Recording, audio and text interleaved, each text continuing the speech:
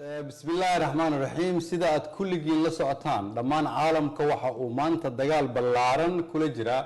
عابق كورونا يعذرك كدشا اللي يغان كوفيد سقالي طبعا حالة دتك وكل عالم كوحدة انت عن إذن الله لا يكرد يوحي كرد فين سديد بقولي سديدتني أفركم أوقف أسبوعي قدام بي وحالة بجبارمي ترى دتك عذركن قبا waana ay sii kordhaysaa maalin walba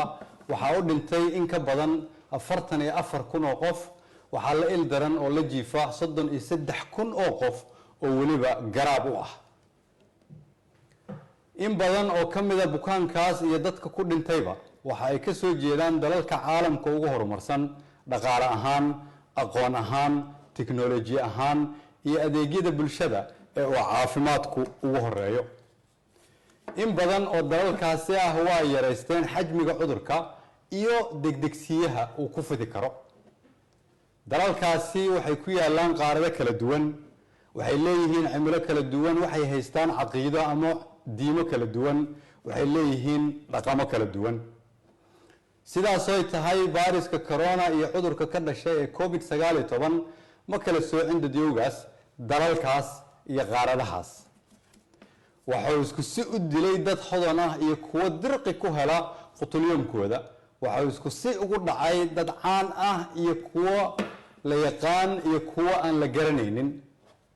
waxaa isku si ugu dhacay una dilay dad waayeel ah iyo kuwa 20 jir ah waxaa isku si ugu dhacay kuwa hore u qabay xanuuno kale iyo kuwa caafimaad buuxa qabay oo waliba dhalinyaro ahaa waxaan halkan تعسي وقدريا ومد الصوماليات قال أهان قويسكي وكجيريودي الله أن حريستي رئيس الوزراء هراء الصوماليا مدن النور حسن حسين نور عبده وعذر كان جيريودي ذلك إنجليزكا وعن سيدو كلا تعسي وقدريا قويسك مواطنين الصوماليات عذر كان جيريودي ضافها عالمك قال أهان ذلك سويدن إنجليزكا دنمارك نروي يمالها كلا walaalayaal maadaama cudurkani si xoogan u socdo kuna soo badanayo geeska Afrika waxa muhiim ah inaan xoojino foojignaanteena waa inaan aqbalnaa inaan ku jirno xaaladan caadi ahayn oo aan garwaaqsanaa in cudurkani dhab yahay sidaas daraadeed waa inaan muujinaa foojignaan dheeri ah si aan dadkeena u badbaadino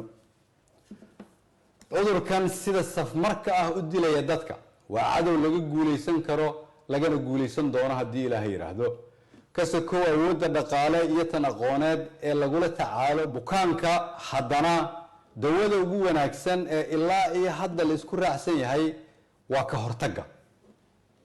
guusha ama fashilka dadaalka ka hortagga waxay marka ugu horeysa illaa iyo xad ku xiran yihiin qofka ama shakhsiga marka xigana waxay ku xiran yihiin dhaqanka umadeed iyo sida ay u dhageystaan ama ugu hoggaansamaan qorshayaasha iyo tallaabooyinka madaxdooda talooyinka madaxdooda iyo howlwadaanadooda caafimaadka si looga hortago cudurkan kuma filno dawladda federaalka kaligeed kuma filno dawlad goboleedyada kaligood kuma filno adeegayaasha caafimaadka kaligood waxaan u baahannahay garabkiina dhagihiina qalbigiina xoogiina iyo waatan ugu muhiimsan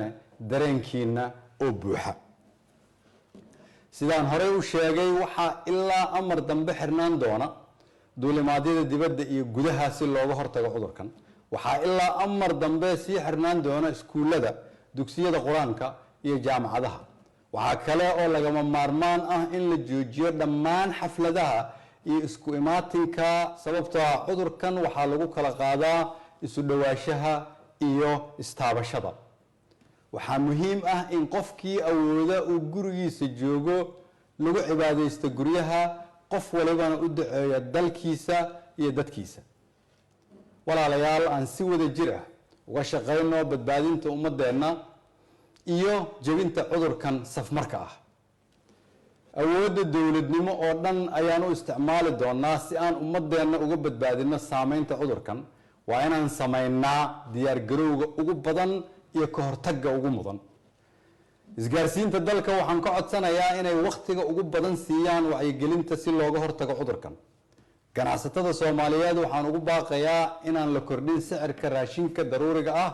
sidoo kale wasaaradda maaliyadda waxaan farayaa in ganacsatada laga khafiifiyo canshuuraha cuntada daruuriga ah iyo daawooyinka inta dhibkani socdo.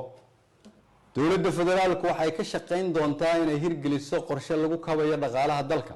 waxaa kale oo aan wada hadallo kula jirnaa ganacsatada iyo deeq-bixiyayaasha caalamka sida xal loogu heli lahaa saameynta dhaqaale ee dalka ku imaan kara. waxaan u mahad celinayaa hay-adaha dowladda iyo inta nagala qayb qaadanaysa ee ku howlan ka hortagga iyo daaweynta cudurkan. walaalayaal, dhakhaatiirta adduunka iyo kuwa dalkeennuba waxay noo sheegayaan in cudurkani halis yahay, dilaa yahay, ayna waajib tahay inaan kulligeen nafteenna iyo nafta walaalaheenba ka badbaadino. fadlan aanu fahamno sida